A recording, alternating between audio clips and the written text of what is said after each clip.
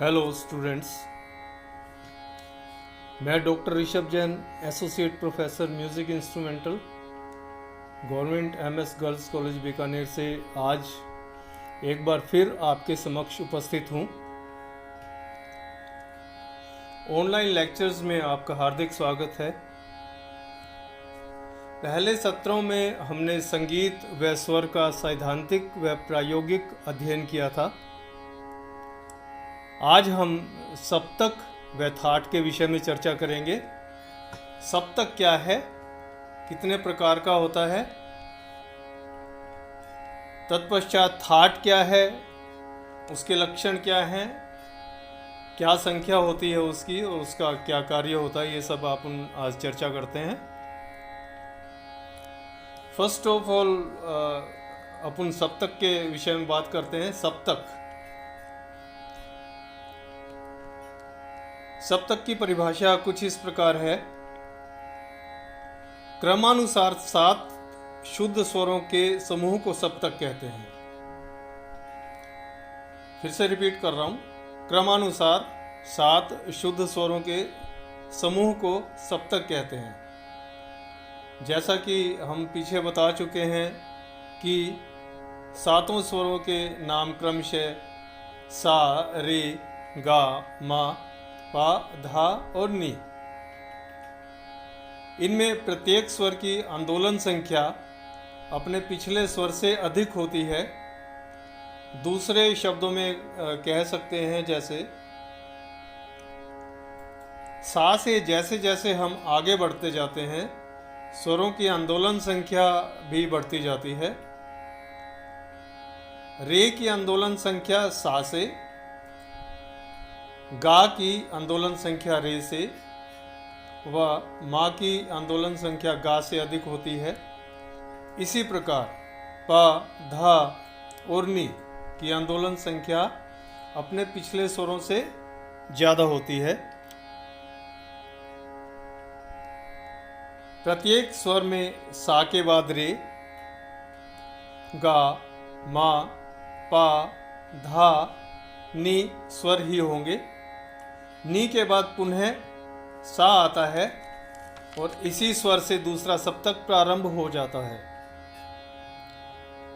यह सा अथवा तार सा जिसकी आगे हम चर्चा करेंगे, या पिछली सा मंद्र सप्तक से दुगनी ऊंचाई पर रहता है और इसकी आंदोलन संख्या भी अपने पिछले सा से दुगनी ही होगी।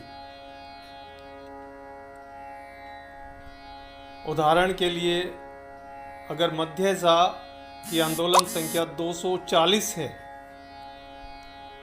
तो तार सा की आंदोलन संख्या 240 की दुगनी अर्थात 480 होगी। सा से नी तक एक सप्तक होता है। नी के बाद दूसरा सा, तार सा आता है और इसी स्थान से दूसरा सप्तक प्रारंभ हो जाता है। दूसरा सप्तक भी नी तक रहता है और पुनः नी के बाद अतितार सा आता है, जहां से तीसरा सप्तक प्रारंभ हो जाता है। इस प्रकार बहुत से सप्तक हो सकते हैं, किंतु क्रियात्मक संगीत में यानी प्रैक्टिकली जब अपन प्रैक्टिकल गाते हैं या बजाते हैं, अधिक से अधिक 3 सप्तक प्रयोग में लाए जा सकते हैं। प्रत्येक सप्तक में 7 शुद्ध और 5 विकृत स्वर होते हैं। गायन वादन में 3 सप्तक से अधिक स्वरों की आवश्यकता नहीं होती है। अधिकांश व्यक्तियों का कंठ 3 सप्तक से भी कम होता है। ये डिपेंड करता है प्रैक्टिकल में आप किस रेंज तक गाना गा रहे हैं। तो अधिकतर जो व्यवहार की दृष्टि से देखा जाए तो 3 सप्तकों का ही प्रयोग किया जाता है। अब देखिए, सप्तक के प्रकार के विषय में अपन बात करते हैं। सप्तक के प्रकार के विषय में हम बात करें, शास्त्रकारों ने 3 सप्तकों के निम्नलिखित नाम रखे हैं। नंबर 1 पर मंद्र सप्तक, नंबर 2 पर मध्य सप्तक, और नंबर 3 पर तार सप्तक। सर्वप्रथम हम मध्य सप्तक के विषय में चर्चा करेंगे। देखिए, मध्य सप्तक, जिस सप्तक में हम साधारणतः अधिक गाते बजाते हैं वह मध्य सप्तक कहलाता है। इस सप्तक के स्वरों का उपयोग अन्य सप्तक के स्वरों की अपेक्षा अधिक होता है। यह सप्तक दोनों सप्तकों के मध्य में होता है, इसलिए इसे मध्य सप्तक कहते हैं। मध्य सप्तक के स्वर अपने पिछले सप्तक अर्थात मंद्र सप्तक के स्वरों से दुगनी ऊंचाई पर और अगले सप्तक अर्थात तार सप्तक के स्वरों के आधे होते हैं। इसमें 7 शुद्ध और 5 विकृत कुल 12 स्वर होते हैं। नेक्स्ट अपन बात करते हैं मंद्र सप्तक की। मंद्र सप्तक मध्य सप्तक के पहले का सप्तक मंद्र सप्तक कहलाता है। यह सप्तक मध्य सप्तक से आधा होता है, अर्थात मंद्र सप्तक के प्रत्येक स्वर की आंदोलन संख्या मध्य सप्तक के उसी स्वर के आंदोलन संख्या की आधी होगी। फॉर एग्जाम्पल, अगर मध्य सप्तक के पा की आंदोलन संख्या 360 है तो मंद्र पा की 360 की आधी 180 होगी। इसी प्रकार अगर मध्य सप्तक के मध्यम की आंदोलन संख्या 320 है तो मंद्र सप्तक के मध्यम की आंदोलन संख्या उसकी आधी 160 होगी। मंद्र सप्तक में भी 7 शुद्ध और 5 विकृत कुल 12 स्वर होते हैं। आइए अब हम तार सप्तक की बात करें। तार सप्तक मध्य सप्तक के बाद का जो सप्तक है वह तार सप्तक कहलाता है। यह सप्तक मध्य सप्तक का दुगना ऊंचा होता है। दूसरे शब्दों में तार सप्तक के प्रत्येक स्वर में मध्य सप्तक के उसी स्वर से दुगनी आंदोलन संख्या रहती है।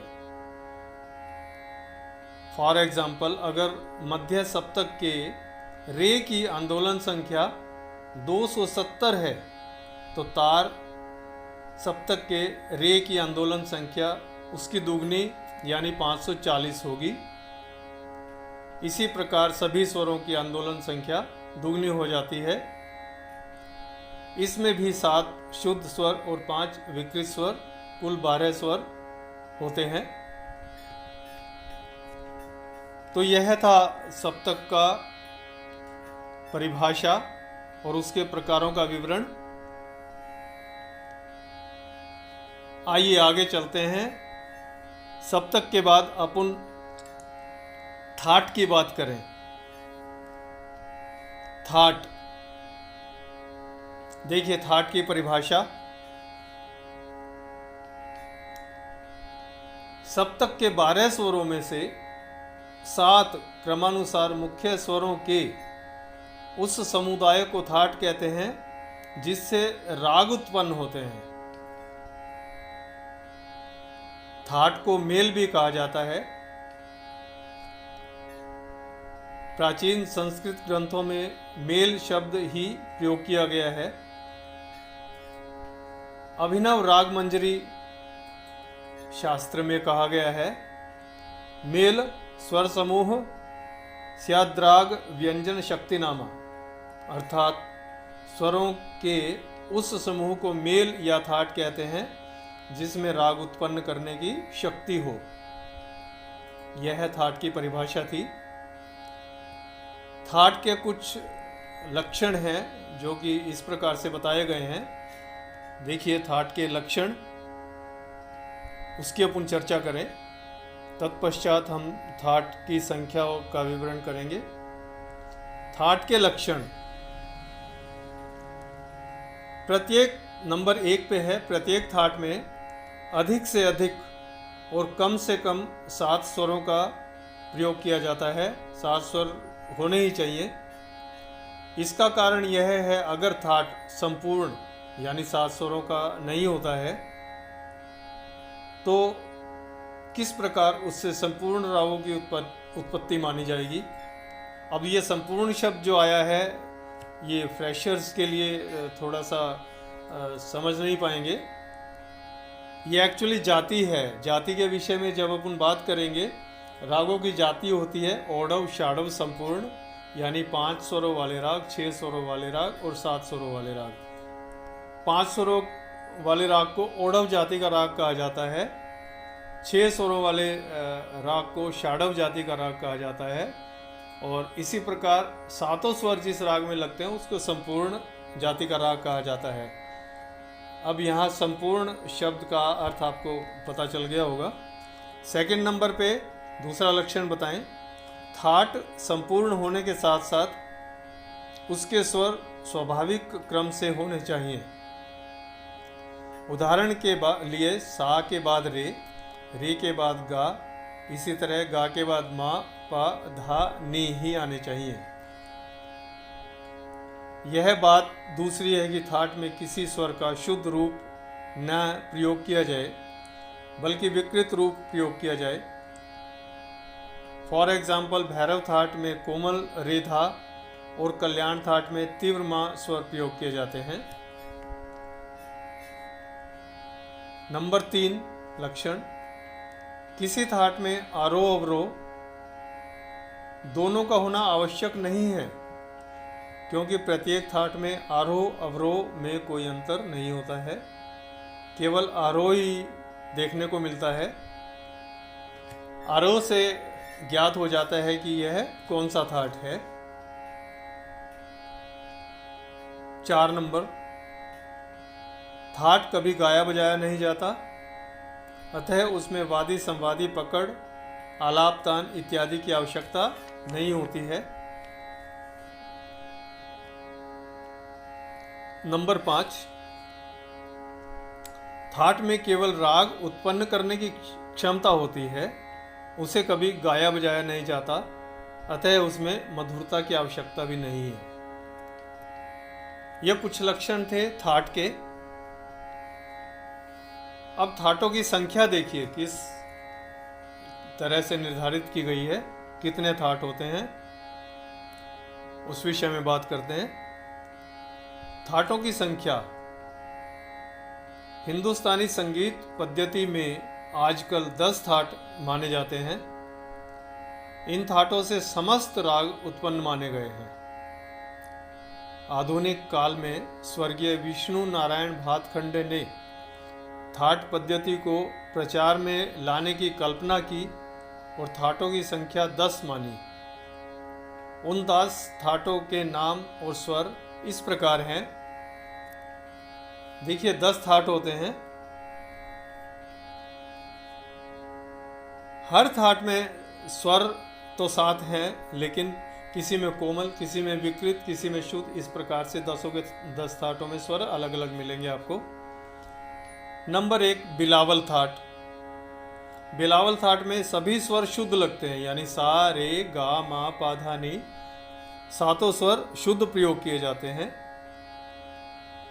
सेकंड नंबर पे कल्याण थाट। कल्याण थाट में केवल मध्यम, तीव्र और अन्य सभी स्वर शुद्ध प्रयोग किए जाते हैं।